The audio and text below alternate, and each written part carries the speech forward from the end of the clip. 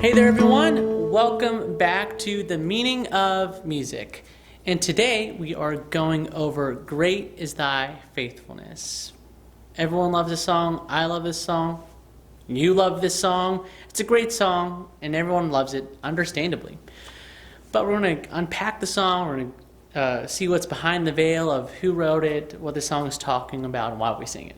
So this song was written by Thomas Chisholm. And he was born in 1866, and this guy wrote 1,200 poems.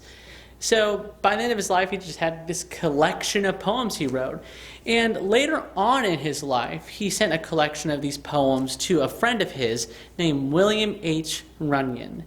And William H. Runyon, he was a musician at the Moody Bible Institute.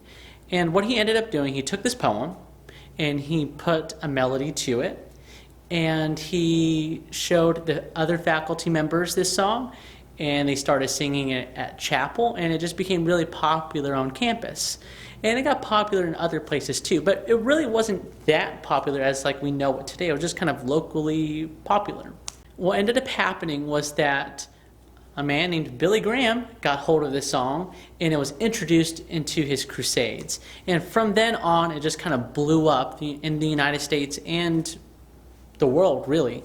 And so in any church, no matter what denomination, you can find this song in a hymnal, you can find the song being sung, and chances are you can find people who know the song by heart.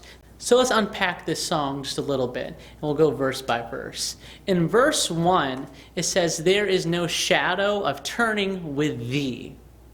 And that quote actually is a quote from James 1:17. In James 1:17, James says, "Every good gift and every perfect gift is from above, coming down from the Father of lights, with whom there is no variation of shadow due to change." And this song kind of follows that whole idea that every good thing that we have does not come from our ability, our actions, and our work. No, it comes from, ultimately, from the Father above. It comes from God. God is the gift giver. Every good thing that we have comes from Him.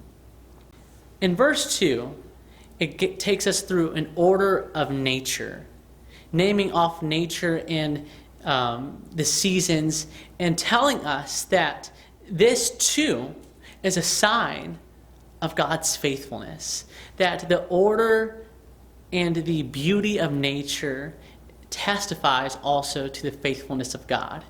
And we see that through the seasons, we see that through animals and the stars and the sun, and we see that God is not just faithful in providing for us, but He's faithful in making the universe orderly, which is a great testament to God's faithfulness. Verse 3, it says that we have strength for today and hope for tomorrow. But why do we have strength for today, and why do we have hope for tomorrow? Well, the answer that this song gives us is because God has proven Himself to be faithful over and over again. That God has sanctified us, and He has redeemed us, and He is there for us, and His presence alone brings us cheer and joy. And that we see God's faithfulness in whatever place we are at. We can know that God is faithful. But where do we see God's faithfulness the most? And we understand God's faithfulness the most when we look at the cross. The cross is where we can look and see that God is ultimately faithful.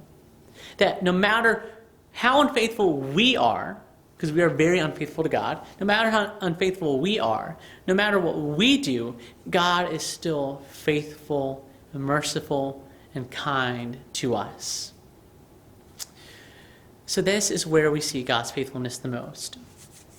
And also, and many people are asking this and have asked this throughout the years, how do we know God is good?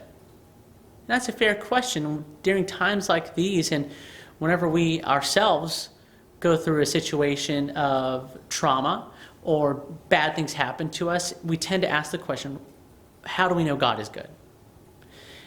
And there are many ways to answer this question. But the best answer that we get, and we can get from the Bible, is that we know God is good, and we can see that God is good when we look to the cross and the empty tomb. The cross and the empty tomb, the cross and the resurrection of Christ, is the ultimate expression and the ultimate demonstration of God's love and His faithfulness. God can make our lives perfect, and everything could go well, but still the most ultimate testament of love and His faithfulness and His mercy and His grace is not in the quality of our life, but it is looking at the cross, Jesus taking our place, and the resurrection, Jesus rising from the dead, claiming victory over death and sin. This is where we see God's faithfulness to its maximum capacity at Calvary, at the cross. So I want to leave you with this one verse that from the Bible that really sums up the whole song, and this song gets its inspiration from Lamentations chapter 3, verses 22 through 23.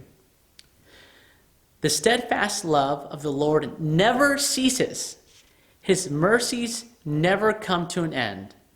They are new every morning. Great is your faithfulness. God's faithfulness is so great, and all we have to do to see that is look to the cross and to the empty tomb. I'm so glad you made it again to The Meaning of Music. Hope you're enjoying the series, and make sure to check out our other videos for Children's Church and for the sermons. So don't just stop here, and go ahead and check out those other videos. There will be links to the song Great Is Thy Faithfulness, one of the original, and another one that has some added verses by John Piper. And so if you want to go listen to that, it has some extra verses that even explains God's faithfulness and mercy more so in these verses. Either way, I'm glad you can make it, glad you could be here, even though you're not actually here. I'm talking to a camera after all. But I can't wait for us to be back together in actual physical church. And hopefully that will be sooner than later. But either way, we're praying for you and hope you have a great rest of your week and a great rest of your day. See y'all.